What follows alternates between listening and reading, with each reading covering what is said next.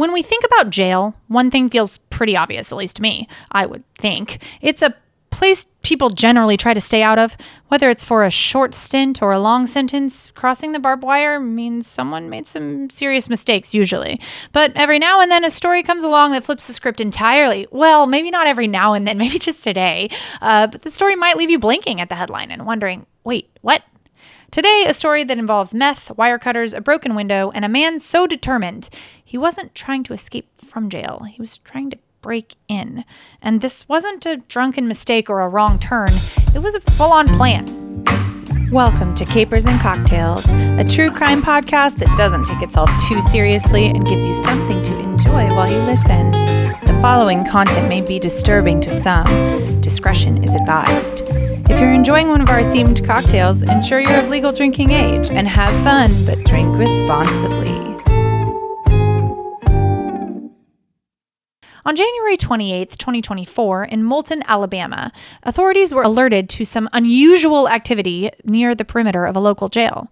Now, guards are always on the lookout for people trying to bust out. They might be scaling walls or sneaking through laundry rooms, that sort of thing. We've heard some cases, some strange escapes. But this night, what they spotted made them do a double take. A man who authorities later identified as 43-year-old Kirk Davis Muckenfuss, yes, Muckenfuss, was busy cutting through the jail's perimeter fencing. He wasn't exactly being cautious, like hiding in the shadows or waiting on a shift change. He was just actively slicing his way inside in full view of security cameras, armed with nothing but a pair of wire cutters and a backpack full of bad ideas. By bad ideas, I mean drugs. When officers approached, they found him near a broken window that he clearly planned to use as his personal front door into the facility. And tucked into his belongings, 32 grams of methamphetamine. Oh, and the wire cutters, of course. Actually, the official police report says it was 32.5 grams, just a little extra sprinkle of trouble. Well, that sure did raise some eyebrows and felony charges. Kirk was charged with promoting prison contraband, drug trafficking, criminal mischief, criminal trespass, burglary, possession of burglary tools, and attempting to elude police. Investigators also said he ran when approached by officers, leading to that attempting to elude charge. He was held on a $1.5 million bond. At the time of his arrest, it was noted he had outstanding warrants in multiple counties, so Kirk's evening wasn't looking good even before the fence cutting, breaking into prison incident. Investigators believe he wasn't just pulling a weird stunt. This was a targeted operation. The plan was to smuggle the meth inside to inmates already serving time. Was he working on behalf of someone locked up? Was he being paid? Was this some kind of misguided favor? As of right now, at least, those details haven't been released. But one thing was for sure, he was not going to succeed. If he wasn't supposed to be doing time before, he definitely is now. Okay, let's drink. Seriously, let's drink. The Jailbreak is a British cocktail that is a unique mix of Kahlua, or any kind of coffee liqueur, Coke, whiskey, amaretto, and Guinness that will absolutely prevent you from having the ability to break out of or into any kind of jail, aka it's going to knock you on your rear end. My favorite part of this cocktail is that you mix the half parts separately from the others and then you pour the ingredients over the Guinness and Coke and serve it unstirred. I'm being sarcastic. I think that's gross. Pretty, but gross. Stir it up before you drink it. Just don't tell the Brits. Oh, and please like, subscribe, share. You know the drill. Thank you, cocktail conspirators.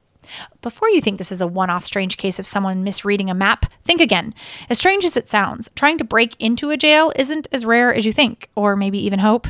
In Lake County, Florida in 2023, a man named Michael Ray Few decided he just couldn't stay away from the local jail. Armed with a meth pipe and a serious lack of judgment, he smashed his way into the public lobby. When officers found him, he was behaving erratically. He would eventually test positive for meth and was charged with burglary and drug possession. His grand entrance caught on the jail's surveillance camera for everyone to see. Meanwhile, in Allegheny County, Pennsylvania, in early 2024, another man made headlines when he tried to bust through the visitor lobby of the Allegheny County Jail around 7 a.m. Unlike the Alabama case, this wasn't a covert operation, although it doesn't seem like the Alabama case was either, but the man caused extensive damage to the door, but ultimately didn't get far, and no drugs were found on him.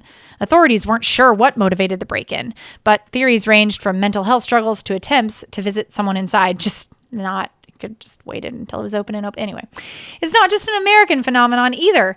On March 3rd, 2024, around 4 a.m., security at the Guelph Correctional Center in Ontario spotted 3 people breaking into the fenced compound. Officers responded and found a back gate had been cut and pulled back, and a broken window was found. But those guys, or maybe gals, hadn't managed to get in. The suspects, described as wearing dark clothing, were never located. And it probably wasn't a high priority to try and capture people trying to break into jail, I guess. In fact, Canadian authorities later speculated the break-in attempt might have been connected to an organized effort to deliver contraband, although they never confirmed exactly what. Oh, and let's not forget that it is likely, highly likely, that Kirk wasn't trying to get himself into jail, but was trying to get the drugs in, contraband. Let's be honest, sneaking contraband into jail and prison is a tale as old as time. In 2016, a significant contraband smuggling operation was uncovered at Rikers Island, New York City's main jail complex. 17 people, including 2 correction officers, a jail cook, and 6 inmates, were arrested for their roles in the scheme. The operation involved smuggling scalpels, synthetic marijuana, and Suboxone into the facility.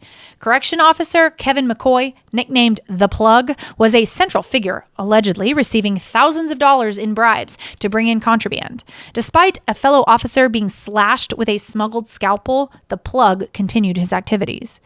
In August 2019, authorities arrested 2 men attempting to use a drone to deliver contraband into Telfair State Prison in Georgia. This incident highlighted a growing trend of actually using drones to smuggle items like drugs, cell phones, and weapons into correctional facilities across the United States. The use of drones is a big security threat. They can bypass traditional security measures.